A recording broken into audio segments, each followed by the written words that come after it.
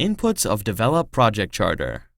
Business Case. The business case describes the necessary information from a business standpoint to determine whether the expected outcomes of the project justify the required investment. When identifying the basis of the business need for a project, the business case is created as a result of one of the following: market demand, such as more fuel-efficient car; organizational need, such as redesigning processes to combine the staff and reduce cost; customer request, such as building a new substation; technological advance, such as replacing paper ticket by electronic ticket; legal requirement, for example, a paint manufacturer authorizing a project to establish guidelines for handling toxic materials; ecological impacts, for example, a company authorizing a project to lessen its environmental impact, such as stop using plastic; or social need, for example, a non-governmental organization authorizing a project to provide portable water systems.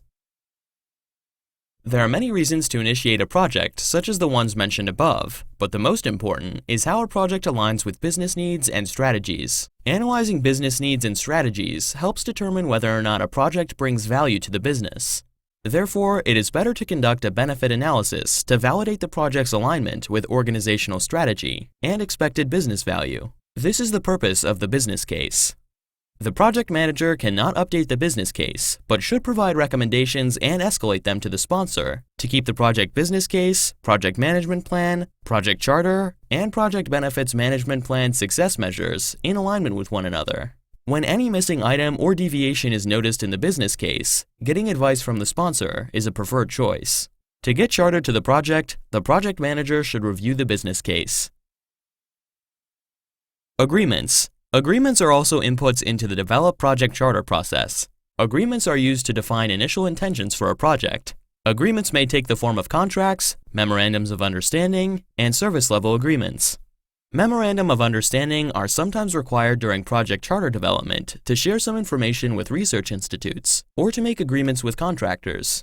Service-level agreements may also include mean times, such as MTBF, MTTR, MTTF, and MTTA, mean time before failure, mean time to repair, mean time to failure, and mean time to acknowledge.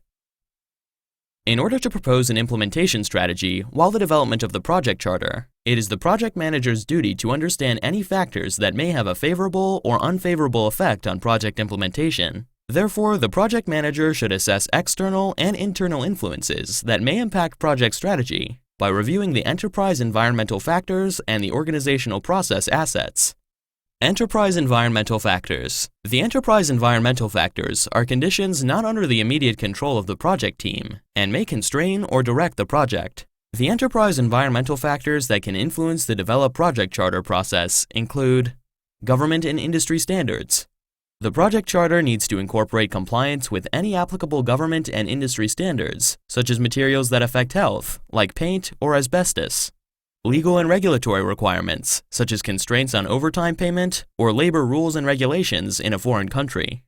Marketplace conditions, organizational culture and political climate. Organizational governance framework, such as control through policies. And stakeholders' expectations and risk thresholds. If the project charter does not address any of the stakeholders' expectations or risk thresholds, the project charter cannot be approved, and therefore the project cannot proceed to the planning stage.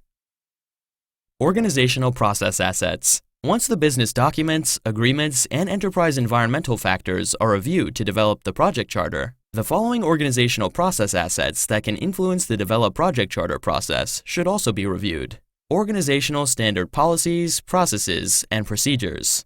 Governance functions and processes to provide guidance and decision-making. Monitoring and reporting methods. Templates such as Project Charter Template. Approved templates can also help management personnel who are newly joining the project.